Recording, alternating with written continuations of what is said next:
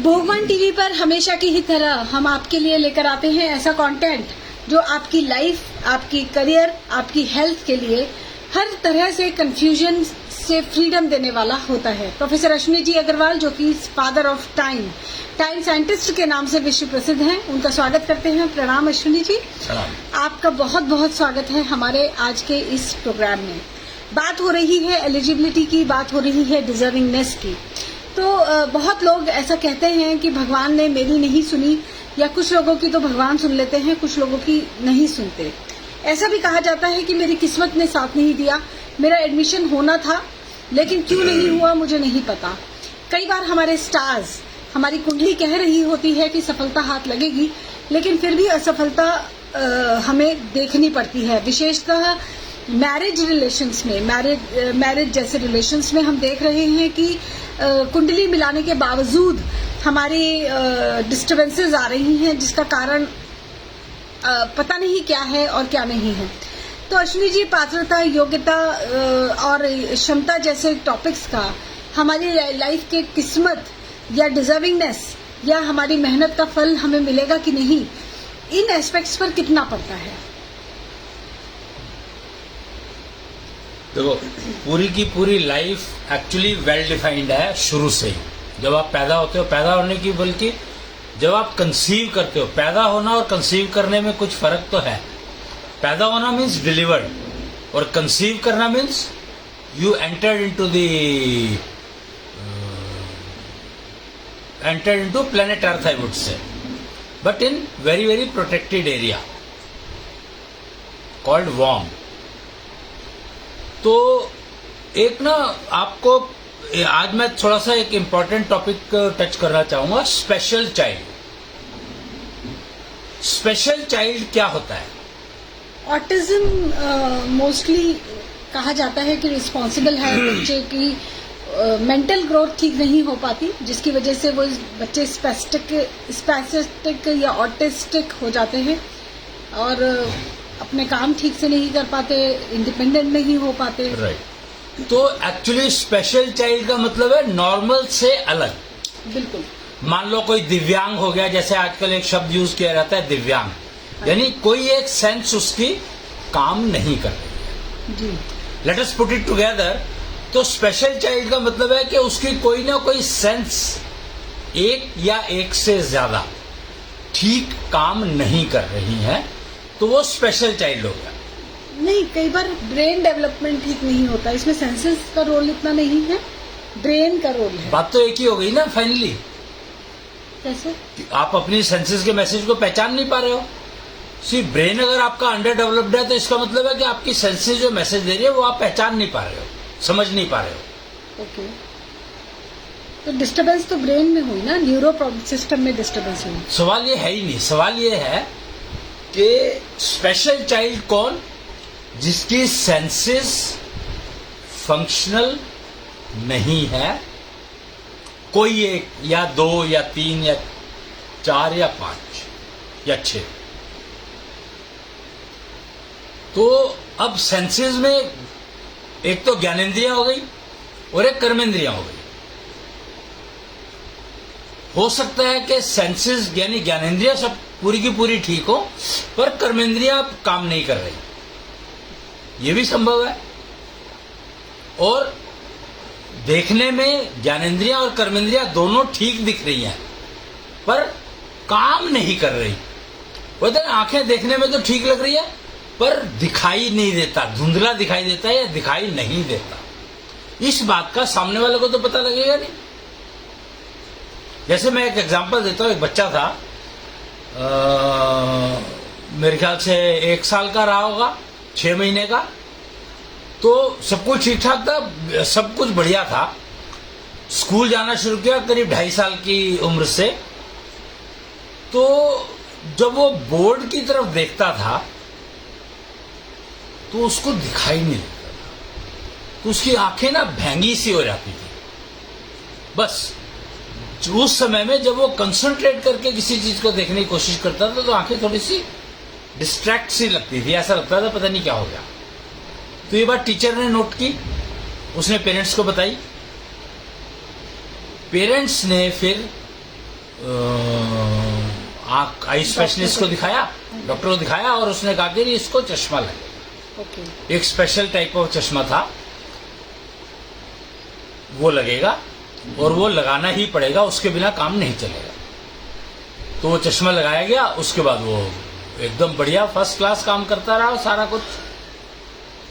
तो अब उसको स्पेशल चाइल्ड कहेंगे क्या? नहीं, वही मैंने आपको कहा, आप सेंसेस से जोड़ रहे हैं स्पेशल चाइल्ड की बात को, करेक्टरिस्टिक्स को, लेकिन एक्चुअली स्पेशल चाइल्ड की करेक्टरिस्टिक्स को ब्रेन से जोड़ा जाता है। तो ये सेंसेस अगर तुम्हारी दिख रही हैं और काम नहीं कर रही तो ब्रेन से जुड़ गया ना? नहीं, वो बच्चा ठीक से देख नहीं पा रहा था, उसको चश्मा लगा, अब वो ठीक से देख पा रहा है। वो सिर्फ बोर्ड को, जब ब्लैक बोर्ड देखता था तब ठीक से नहीं देख पाता था। हाँ, कोई भी चीज।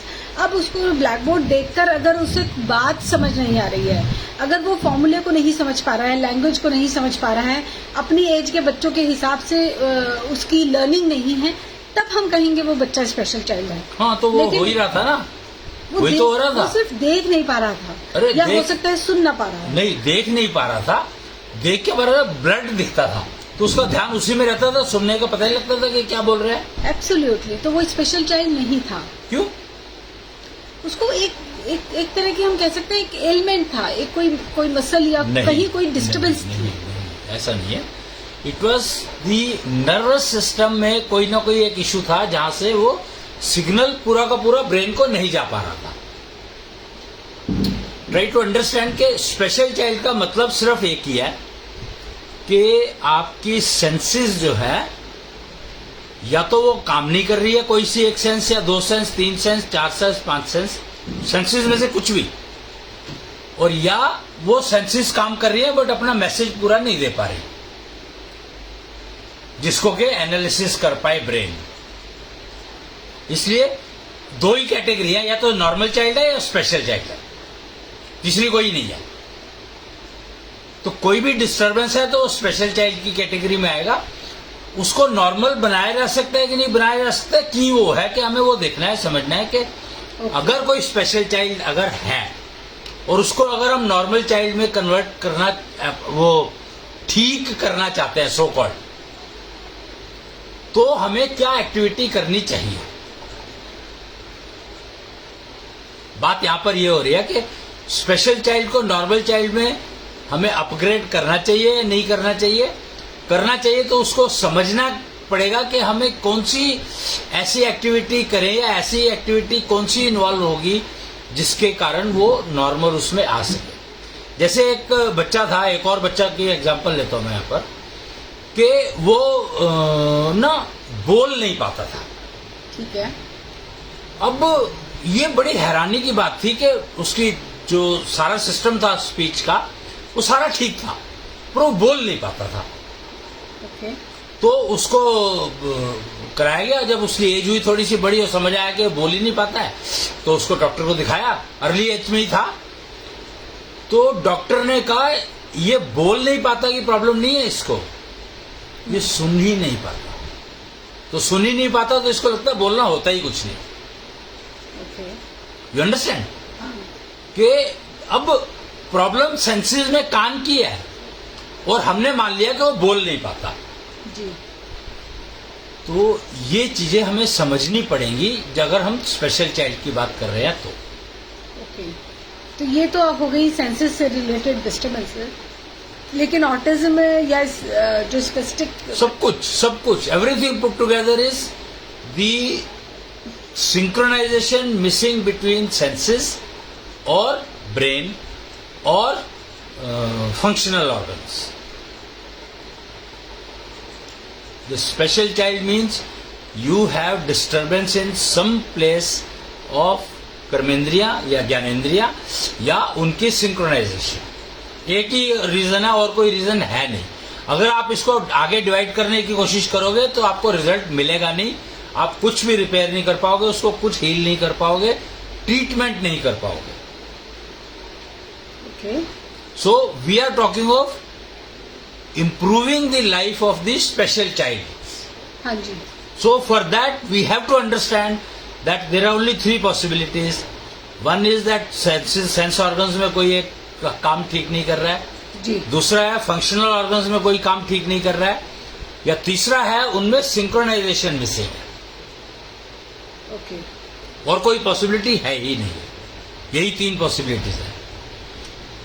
तो हमें इन 3 एंगल पे काम करना पड़ेगा। अगर हम 3 एंगल में से समझ करके के कौन से एंगल पे काम करें तो हमें परिणाम मिल सकते हैं या मिलेंगे ही। तो मिल सकते हैं नहीं कहूंगा मैं, यहाँ पे मिलेंगे ही मैं कहूंगा, क्योंकि मैंने कोई एग्जांपल ऐसी देखी है जिसमें जैसे मैंने अभी बताया कि बोलने का उसको समझा गया कि प्रॉब्लम बोलने में है, लेकिन उसे सुना ही नहीं था जब कुछ, तो बोलता कैसे। हाँ जी। पर साइन लैंग्वेज वो अच्छे से सीख गया, और देखने में वो ऑटिज्म टाइप का जो तुम कह रहे हो वो लगता था, दिखता था। तो साइन लैंग्वेज कैसे सीख गया फिर? ट्राई टू अंडरस्टैंड कि साइन लैंग्वेज अगर सीख गया है अगला और समझ गया, तो इसका मतलब ब्रेन तो ठीक काम कर रहा होगा जी। पर देखने में वो उसका सिर थोड़ा बड़ा लगता था, जैसे ऑटिज्म के जो जनरल कैरेक्टरिस्टिक्स में आते हैं। हाँ जी। तो अब मैं क्या मानूं इसको कि उसका वो ऑटिज्म का प्रॉब्लम है, या उसकी समझ का प्रॉब्लम है, या सेंसेस का प्रॉब्लम है?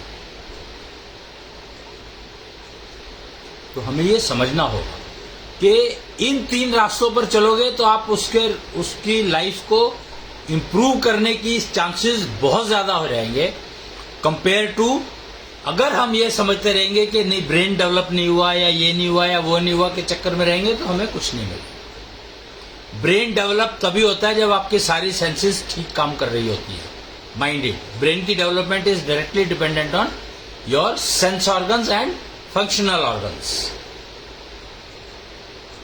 ये बात समझ लो, इस बात को 100%। जिसकी सेंसेस सारी ठीक काम कर रही हैं, functional organ and sense organs, उसका ब्रेन डेवलप ना हो ऐसा हो नहीं सकता, संभावना ही नहीं है।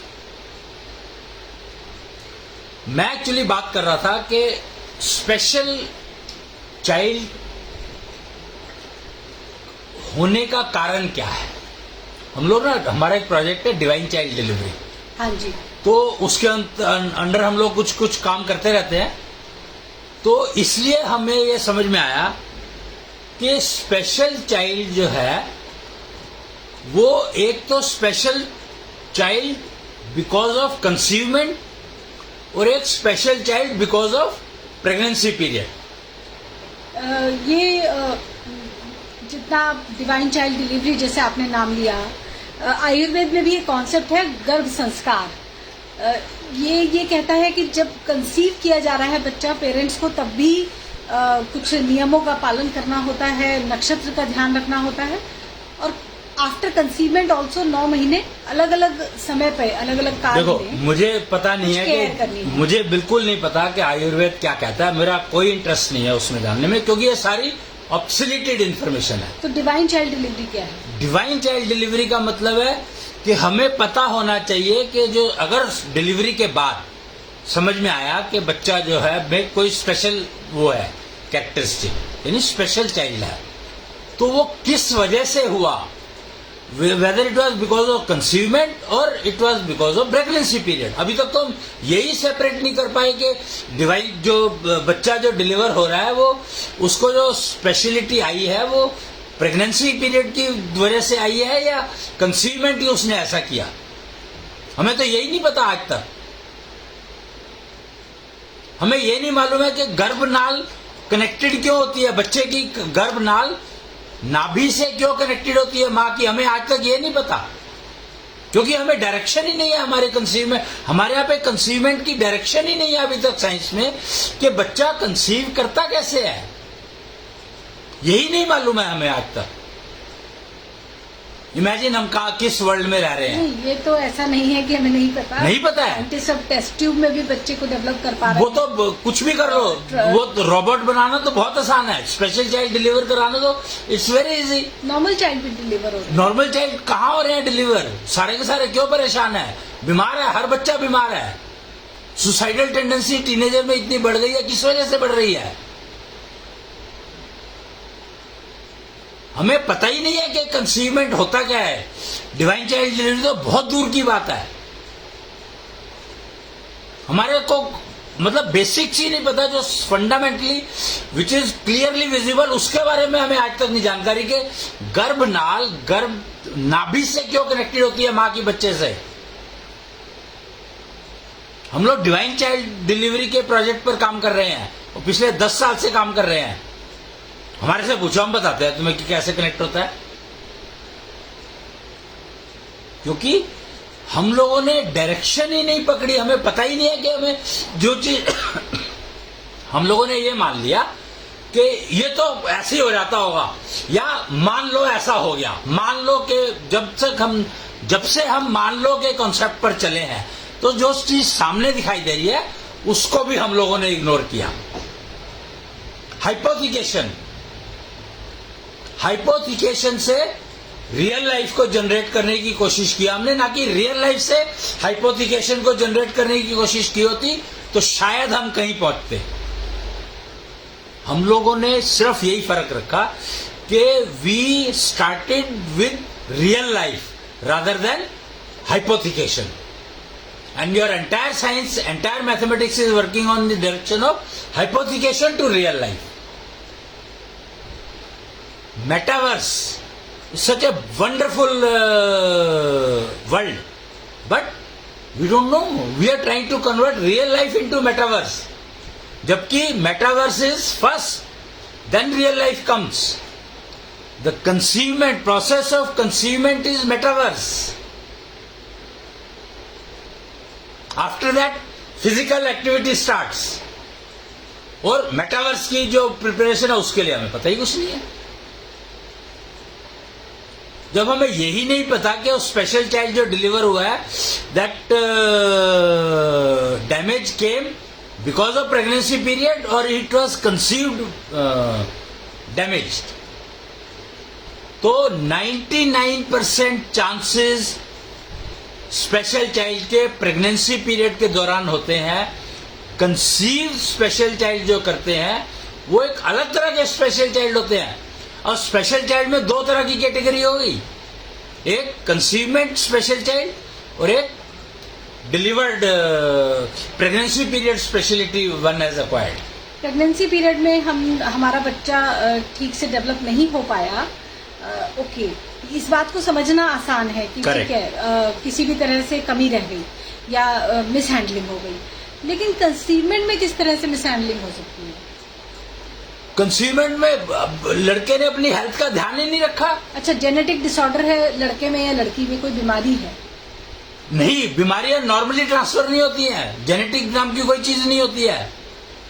ये हम लोगों ने फिर कोशिश करी कैलकुलेट करने की, अगेन के रियल लाइफ से हाइपोथेसिस की तरफ, के ओहो जेनेटिक होगा, इसको प्रॉब्लम है तो इसको अगर जेनेटिक होता तो हर एक प्रॉब्लम, सारी की सारी प्रॉब्लम शिफ्ट होनी चाहिए ना, क्यों नहीं होती है?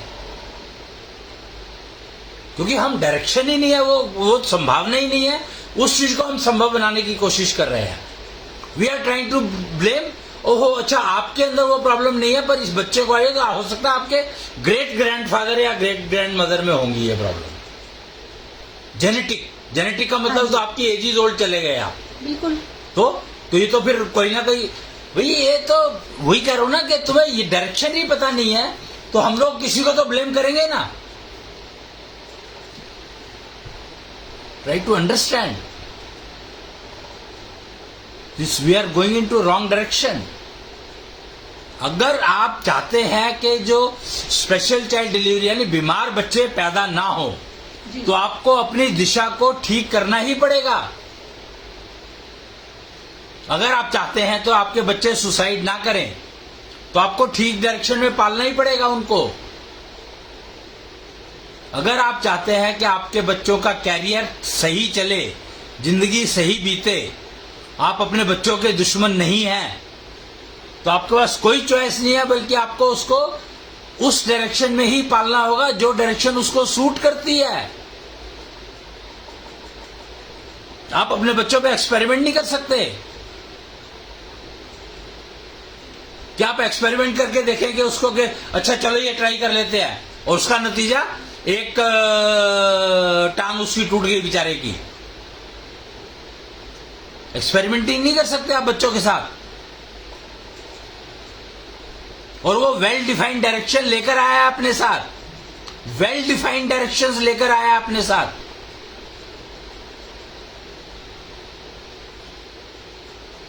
तीन तरह के इंफॉर्मेशन लेकर आता है वो अपने साथ, लाइफ मैप और एशो map and palm map, destiny map कह सकते हैं उसको हम, कर्म फलों का नक्शा। ये डेस्टिनी मैप जो है ना, ये कह के वही गीता के सब्जेक्ट को डाइल्यूट कैसे किया गया। गीता ने कहा कि भैया तुम अपने कर्म फल लेकर आ रहे हो,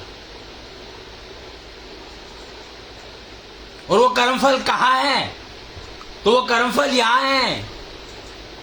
ये सारा कर्मफल के नक्शा है।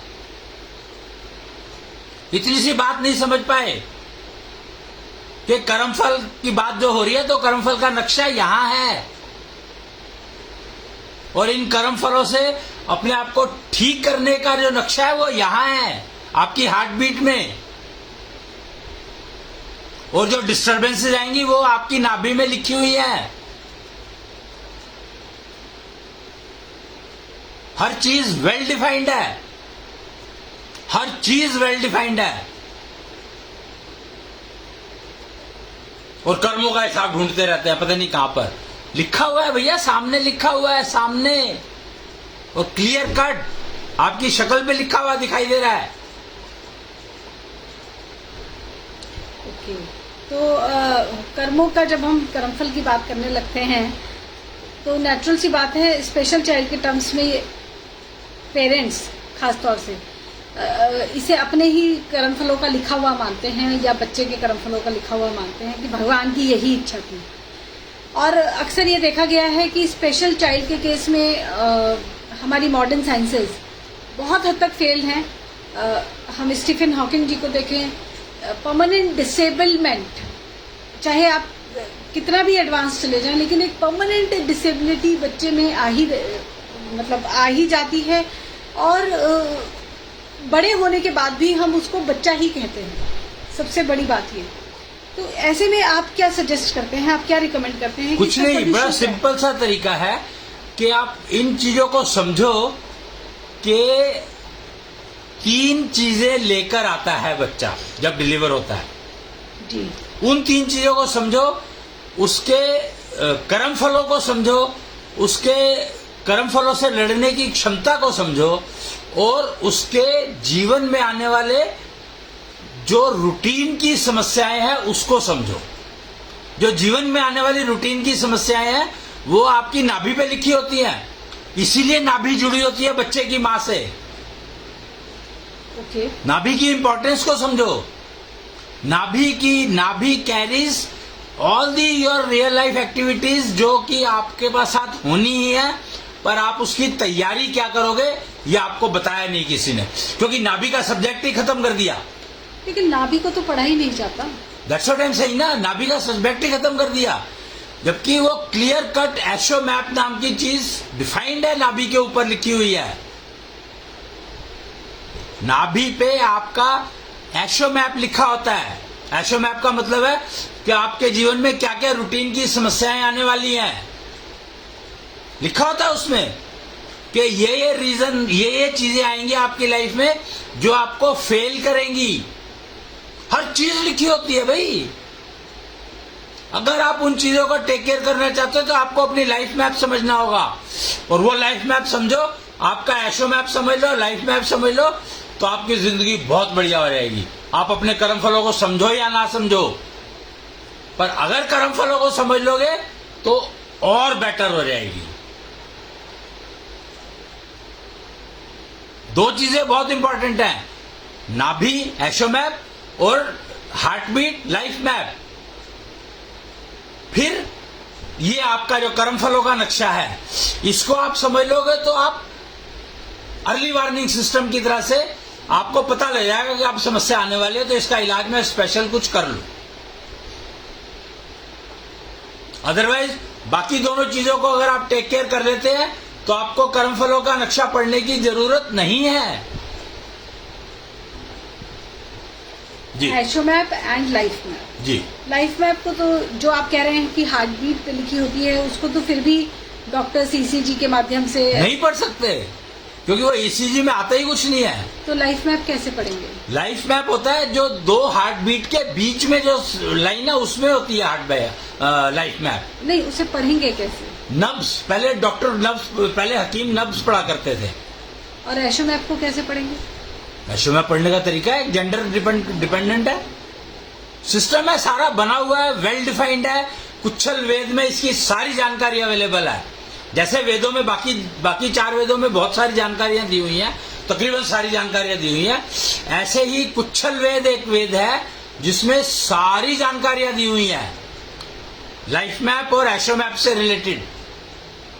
उसमें कर्म फलों के मैप से रिलेटेड कोई जानकारी नहीं है कुच्छल वेद में, वो वेदों में है। वो कहते हैं ना ज्योतिष को वेदांग बनाया गया, वेदों का अंग बताया गया है। हाँ जी। तो इसलिए बताया गया क्योंकि कर्म फलों का जो नक्शा है उसके बारे में आपको जानकारी वेदों में मिल जाएगी। हाँ। लेकिन लाइफ मैप और एस्ट्रो मैप की जानकारी आपको कुच्छल वेद में मिलेगी। जी।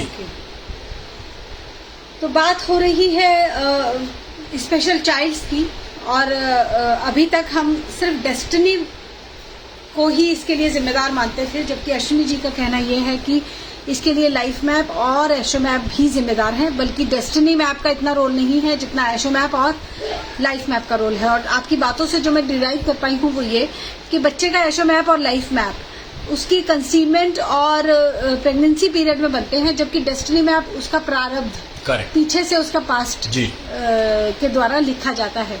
प्रारब्ध के बारे में हम बात करते हैं लेकिन हमारे कंट्रोल में कुछ नहीं होता। लेकिन लाइफ मैप और एस्ट्रो मैप ये दो ऐसे हथियार हैं हमारे पास, ऐसे टूल्स हैं हमारे पास, जिनके माध्यम से हम डेस्टिनी को भी बहुत हद तक टेक केयर कर सकते हैं, कंट्रोल कर सकते हैं।